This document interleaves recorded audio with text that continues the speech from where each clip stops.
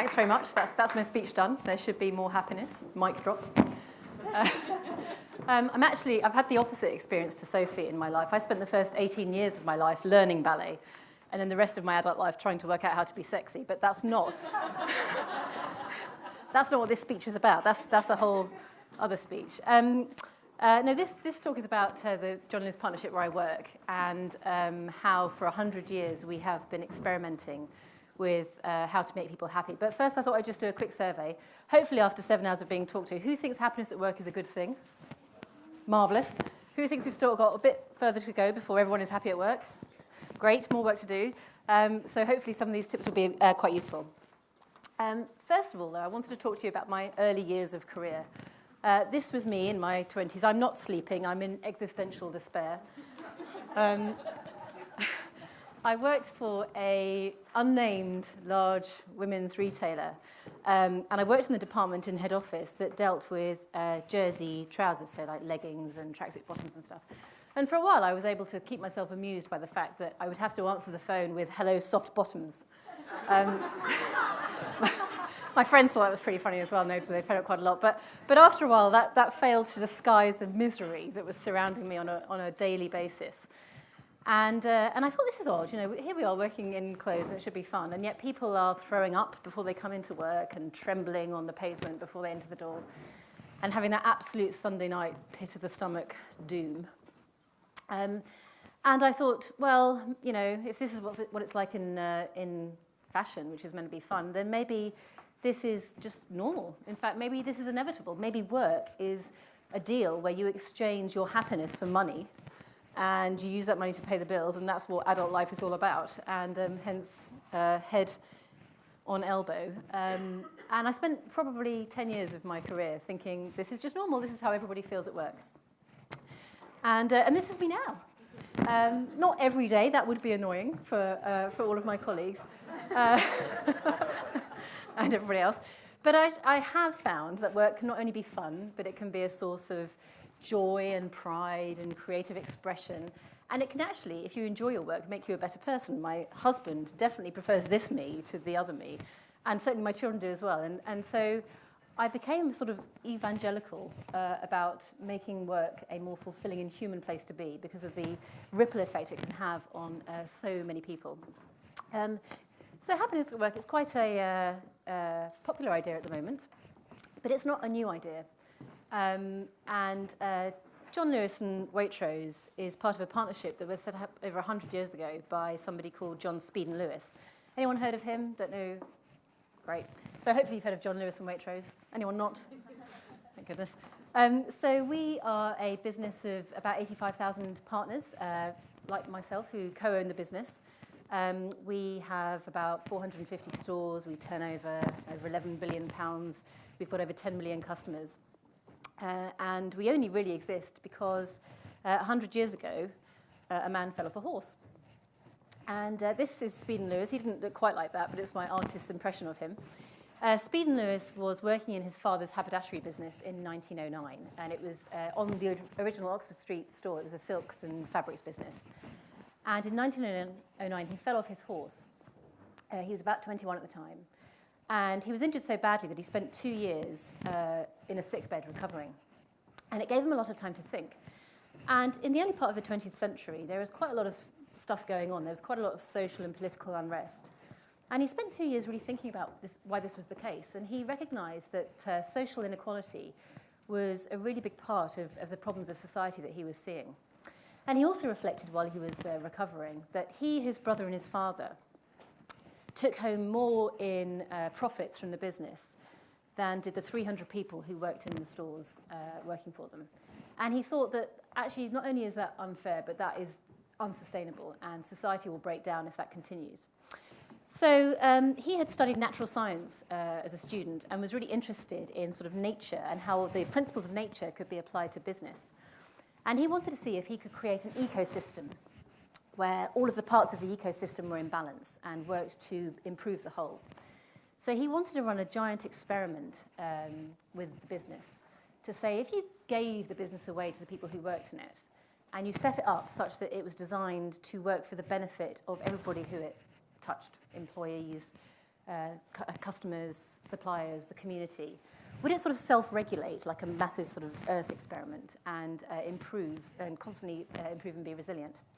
So it took him 30 years to realise that dream that he had when he was 21. It took the death of his father, who wasn't that keen on giving away his family business, funny enough, and actually an act of parliament to be able to do it, because nobody had really done it before. But he created the John Lewis Partnership and its constitution, and we still run the business, this giant experiment in industrial democracy, on the principles that he provided. And our constitution is written, and the very first thing it says is the partnership's ultimate purpose is the happiness of all its members. And there aren't that many businesses who run a business for the happiness of the people who work in it. We've got something in there about profit eventually, but it only says we have to make sufficient profit, which again is quite unusual for a commercial business. But we still run the experiment on these lines today. So I thought it would be interesting to go through some of the stuff that we have learned over the past 100 years of trying to make 85,000 people happy. And I've just subdivided them into health, wealth, and happiness because it sounded nice. And I'm going to give you some stories of some of the things that we've done. So on health, of course, we've got the normal things. We have health insurance and discounted gym memberships and spa days and doctors and podiatrists and things working with us. But I thought I'd tell you about Laura Garvin. That's Laura on the right there. Laura was an HGV driver for the partnership, and it's a very sedentary job. And so she found that over time she was overweight and unfit and eating unhealthy food through service station snacks and things. And she wanted to change that. So she took control of her own life and ate better food and became really interested in nutrition and exercise. And she became so passionate about it and realised how much happier it had made her that she wanted to share this with more of her fellow partners. So she retrained to become a chef in the John Lewis Partnership. And she was a chef for a distribution centre, so again, serving lots of her fellow drivers. And knew that spiralised courgettes and quinoa were not going to cut the mustard when it came to feeding hungry drivers. And so she has developed what she calls stealth health. So she still serves them sausages and chips, but they're baked, and sometimes they're sweet potato fries and that kind of thing. And she's done things like run exercise clubs for people in her area, and she creates nutritional lessons for them. And the health of her, the partners in her area has really improved. And this is her winning an award for how she has improved the lives of her fellow partners through health. Wealth is the next one. Probably the thing that most people know about the John Lewis Partnership is that it shares its profits with its employees, and this is us receiving a 15% bonus, which was some years ago now. I chose not to show you the one of us receiving the 5% bonus that was this year's one. But actually, people still look pretty happy because in retail, 5% is, at the moment, quite awesome. So we do various things in terms of improving people's health, wealth. We have great discounts to John Lewis and Waitrose. We have financial advice. We offer low-interest loans. And we've just teamed up with a company called Canopy that help people who are paying rent use their regular rent payments as part of their credit score. So we try to be innovative in how we are understanding people's current financial problems and helping them. But actually, the interesting thing that I thought I'd share about wealth is a bit like if you ask customers what it is they want, they always say lower prices. If you say to somebody, an employee, what's going to make you happier, they will always say higher pay. And that's always the number one thing. But actually, when we did the data analysis, when we correlated employee satisfaction with how they scored on various metrics, their satisfaction with their pay wasn't even in the top 10 of factors that influenced their happiness. Far more important were things like, my line manager cares about me as a person, or I work as part of a supportive team. And I think that's part of how we're rethinking about the definition of wealth. Nowadays, I mean, millennials are famous for it. They're not necessarily only thinking about money. Of course, money is important, but they're really interested in having a fulfilling life, doing work that they feel is meaningful and serves a purpose, that they're surrounded by colleagues who they actually think care about them. And so we're sort of rethinking about how we think about value and what we provide for people. And then finally, in our sort of current, this is what we do, happiness. I could have chosen to show you a picture of our 6 yachts. Brownsea Castle that we have hired on a permanent basis from the National Trust is one of our partnership hotels. We've got various other extraordinary things that we do, like renting out Legoland for a day for all of our partners and their families. But I thought I'd show you a picture of our Christmas concert this year. We have 18 choirs around the country. Manvinder Singh is the chap in white in the middle. He is our full-time musical director. Not many retailers have a full-time musical director. And this is our full 150-piece partner orchestra. And it was a lovely evening with carols and, Christmas songs generally. But the most memorable point of it for me was when he called down from the choir a chap called Daryl Sargent, who's a Waitrose supermarket assistant. And Daryl had always wanted to be a conductor. And Manvinder had spent the last 6 months training him in how to conduct a full choir and orchestra. And so in front of his family, who were in the front row, Daryl then conducted Away in a Manger to this full 300-piece choir and orchestra. And there were really quite a lot of goosebumps and maybe even some tears in the audience when he did that. And that's part of what we think about when we think about happiness. It's not just happiness at work, it's happiness as a human in your whole life.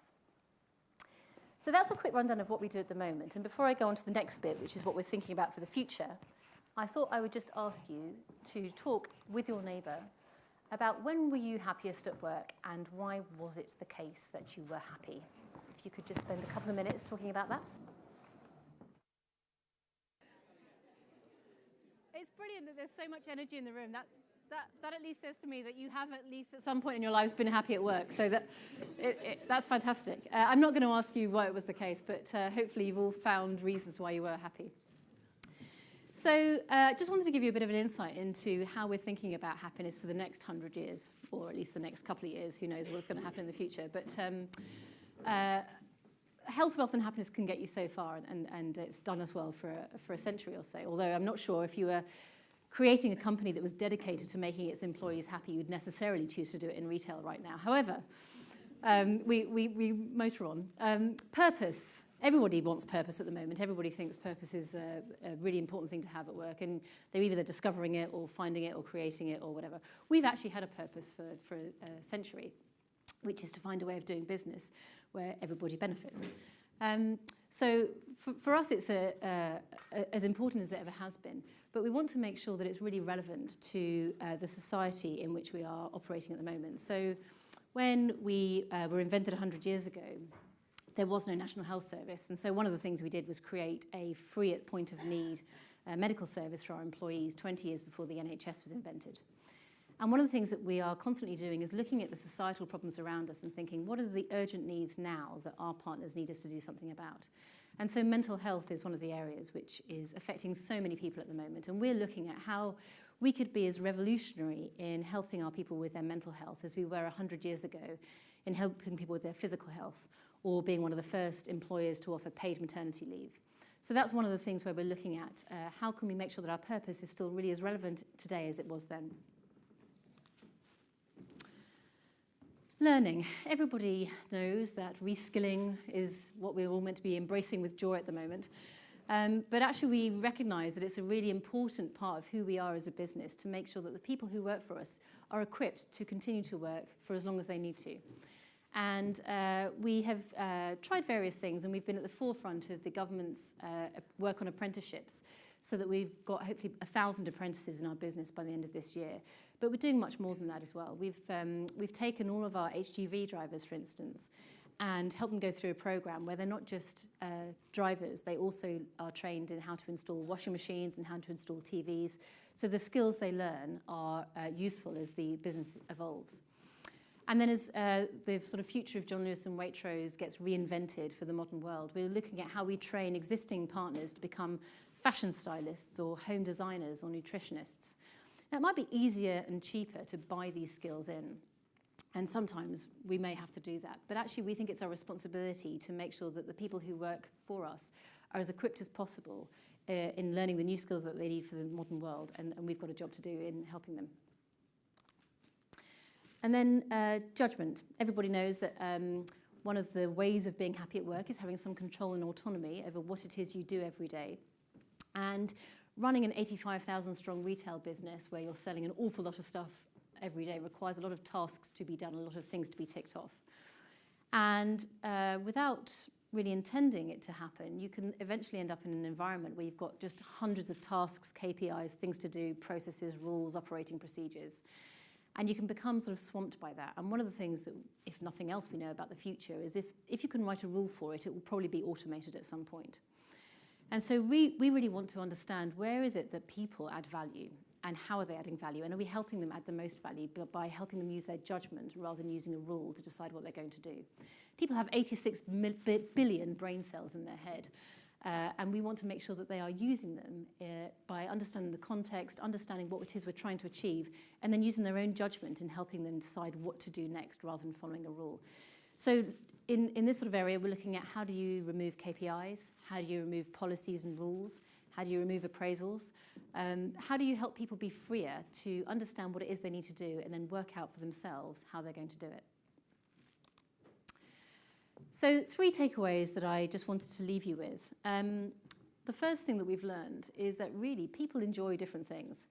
I think the people who joined our ukulele orchestra, they were surprised and their audiences were surprised at just how enjoyable it was for them to play and for people to hear them play. But this is a really fun part of our head office environment now, the ukulele orchestra. And these were people running in a fun run. But I think what we've really recognised is with the 85,000 people, there is definitely no one-size-fits-all in what's going to make those people happy. So experiment. I think the message is get the hygiene right and then really focus on community and experience, because in our experience, that is what makes people happy.